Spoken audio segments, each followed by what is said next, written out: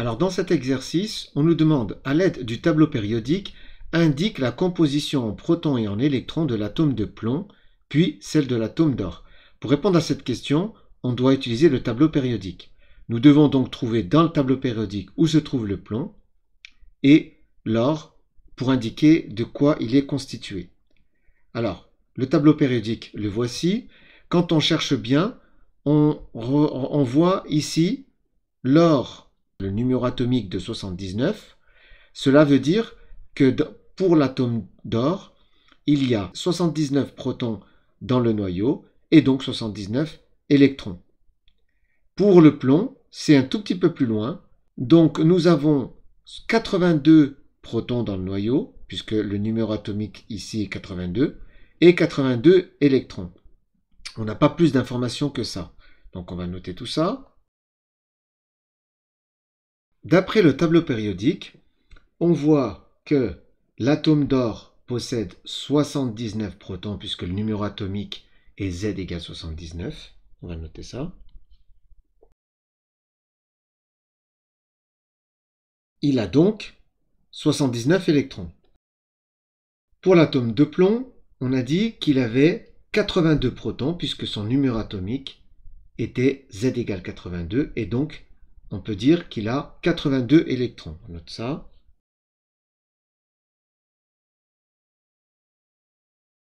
Nous avons indiqué la composition en protons et en électrons de l'atome de plomb et de l'atome d'or. On va passer à la question numéro 2.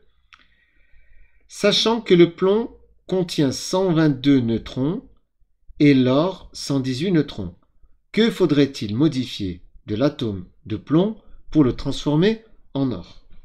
Pour répondre à cette question, on va faire un petit bilan.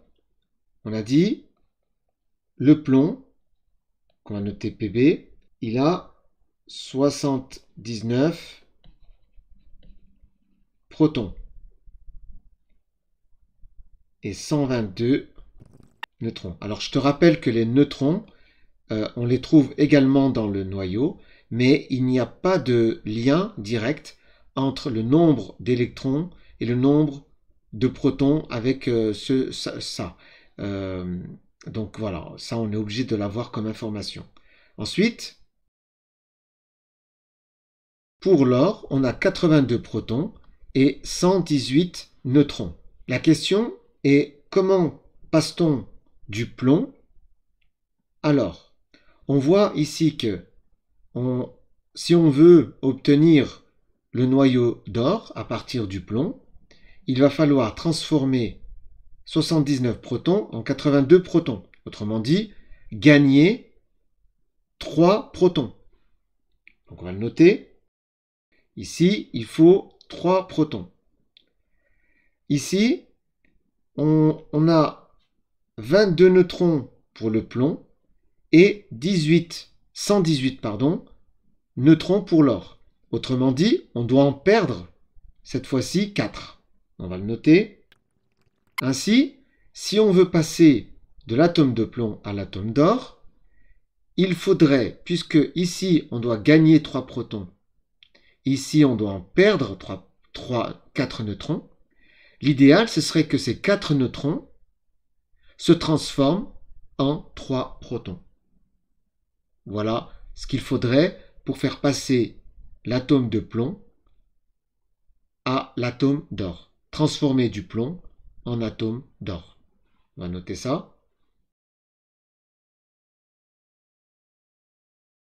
La question 3, on nous dit, sachant que ces éléments chimiques sont issus de l'explosion d'étoiles géantes en supernova, que penser de la recherche par les alchimistes d'une pierre philosophale capable de transformer le plomb en or par simple frottement?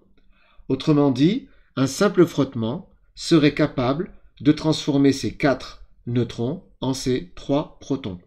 Sachant que, dans la réalité, cette transformation est possible dans les supernovas. Pour répondre à la question numéro 3, on va simplement dire qu'un simple frottement ne peut pas transformer le plomb en or, car on a besoin de beaucoup plus d'énergie, comme dans celle créée dans une explosions d'étoiles géantes comme les supernovas.